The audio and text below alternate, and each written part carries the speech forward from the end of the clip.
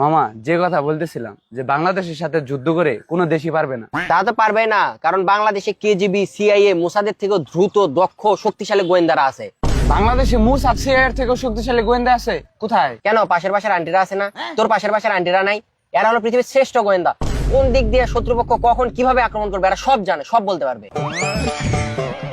আর চায়ের দোকানের কথা বল না, প্রত্যেকটা চায়ের দোকান তো একটা গোয়েন্দা সংস্থার হেড অফিস। এই বেটা, চায়ের দোকানের কাকুরা তো গোয়েন্দা না, ওরা হলো এক একটা গবেষক। যখন নির্বাচন চলে তখন তারা হয়ে যায় রাজনৈতিক গবেষক, আর যখন যুদ্ধ চলবে তখন তারা হয়ে যাবে সামরিক গবেষক, বিশেষজ্ঞ বলতে পারিস। হরে যেমন আমরা চা খেতে খেতে গবেষণা করতেছি। কি গবেষণা করলি মামা? গবেষণা করলাম মামা, শত্রুপক্ষ যখন বাংলাদেশে সাজোয়াজান আর ট্যাঙ্ক নিয়ে ঢুকবে, বাংলাদেশে ঢুকার সাথে সাথেই আগ্রাবাদের জ্যামে আটকা পড়বে, সারাদিন ওখানেই পক।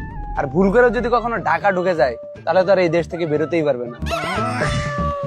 হরে মামা, তুই তো ঠিক বলছিস রে। ট্যাঙ্ক যখন জ্যামে আটকা পড়বে তখন ট্যাঙ্কের চারপাশে এত পরিমাণ গাড়ি থাকবে যে ট্যাঙ্ক তখন আর কামান ঘোরানোর জায়গা পাবে না। মামা আর একটা কথা চিন্তা করে দেখ না, সাজোয়াজানার ট্যাঙ্ক যখন জ্যামে আটকা পড়বে, সেখানে হকাররা যে বলতেছে মামা পাপড় লাগবে না পানি লাগবে। আর এইসব তো কিছুই না, গুগল ম্যাপের কথা চিন্তা করে দেখ। বাংলাদেশের গুগল ম্যাপের যা অবস্থা, শত্রুপক্ষ দেখে যাবে হাইওয়ে, গিয়ে দেখবে যে একটা সরু গলি, কুত্তা যাওয়ারও রাস্তা নাই। মামা আমি একটা জিনিস ভাবছি, কি? শত্রুরা যখন সরঞ্জাম নিয়ে বাংলাদেশের সীমানায় ঢুকবে, বাংলাদেশের কন্টেন্ট ক্রিয়েটর, ইউটিউবাররা গিয়ে মৌমাছির মতন তাদেরকে মনে কাছে একবারে ঘিরে ধরবে, লাইভে যাবে, ভিডিও করে বলবে ভাই আমাদের দেশে শত্রুরা চলে আসছে, এখন আমাদের কি হবে? কিছু কিছু কন্টেন্ট ক্রিয়েটর ক্যামেরা ধরে বলবে ভাই আপনাদের আসতে সমস্যা হয়নি তো, খাওয়া দাওয়া করছেন কিনা? এই সেই অত্যাচারে সন্ধ্যা দেশ ছেড়ে চলে যাবে। একদম মামা, বাংলাদেশের কন্টেন্ট ক্রিয়েটর হলো আমাদের মূল শক্তি। যুদ্ধকালীন সময় মনে কর যে মানবতার রেফারিওয়ালারা যুদ্ধের জন্য ফান্ড কালেকশন করবে, কন্টেন্ট ক্রিয়েটররা উৎপেতে থাকবে কখন শত্রু আসবে, তাদেরকে যে ক্যামেরা ধরবে, কন্টেন্ট বানাবে। তারপরে বাংলাদেশের যত ইউটিউবার আছে সবাই হয়ে যাবে সামরিক বিশেষজ্ঞ। থরসব বিল্লাল ভাই আমাদের মোটিভেশন দেবে ছন্দের মাধ্যমে। আর আর এটা পানি দে তো। তুই এই কথা বলতেছিস, তাহলে আমি একটা কথা বলি। যুদ্ধ চলাকালীন সময়ে শত্রুপক্ষের লিডার যতগুলো ফেসবুক পোস্ট করবে, প্রত্যেকটা পোস্টে বাংলাদেশের জনগণ হাহারি একটা বন্যা বসায় দিবে। এতে করে কি হবে? শত্রুপক্ষের লিডারের মনোবল হয়ে যাবে দুর্বল, পরে যুদ্ধ ছেড়ে পালিয়ে যাবে। আমি একটা জিনিস ভাবলাম, কি?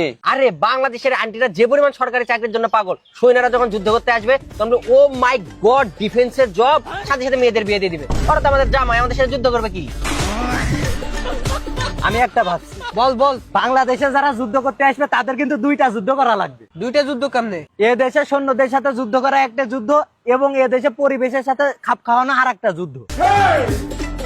আচ্ছা বুঝলাম, আমরা স্থলপথে অপরাজয়। কালকে তো আমরা মিসাইল হামলা নিয়ে কথা বলছি, আজকে একটু বিমান হামলা নিয়ে কথা বল। বিমান হামলা নিয়ে আর কি বলবো? বাংলাদেশের যে পরিমাণে বায়ু দূষণ, পাইলট তো বাংলাদেশে ঢোকার পর কিছু দেখতেই পাবে না, ও ওখান থেকেই ঘুরে চলে যাবে। আচ্ছা বুঝলাম, আমরা আকাশ পথেও অপরে যাবো। এবার নৌপথ নিয়ে কেউ কিছু বল। আমরা নৌপথে অপরাজয়। বাংলাদেশে যদি কোনো দেশের যুদ্ধ জাহাজ ঢুকে, ওর উপরে দেখবি যে বরিশালের একটা লঞ্চ তৈলা দিছে, নৌজাহাজ ডুবে গেছে। আরে মামা আর একটা কথা বল না, মেঘনা নদীতে যদি কোনো যুদ্ধ জাহাজ ঢোকে তাহলে দেখবে যে বালুরঘাট থেকে 2 লুঙ্গিপাড়া কাকুজে রশিদ ধরাই দিছে, বলবে এটা ইজারানিয়া ঘাট, টাকা দাও। আর হ্যাঁ, পদ্মা নদীতে তো কোনো সাবমেরিনও ঢুকতে পারবে না, ইলিশ মাছ ধরা কারেন্ট জালে আটকা পড়ে যাবে। আর কোন জাহাজ ভুলেও যদি বুড়িগঙ্গাতে ঢোকে তাইলে মামা, থাক, ওইটা বলা লাগবে না। ওদের আধুনিক ওয়ারশিপ নিয়ে আমাদের বাংলাদেশে ঢুকবে, দেখবে যে নদীতে ছোট ছোট ইঞ্জিন চালিত ট্রলার করতেছে, সাউন্ড কেমন, বট বট বট বট বট বট বট। এইটা কি ভাই?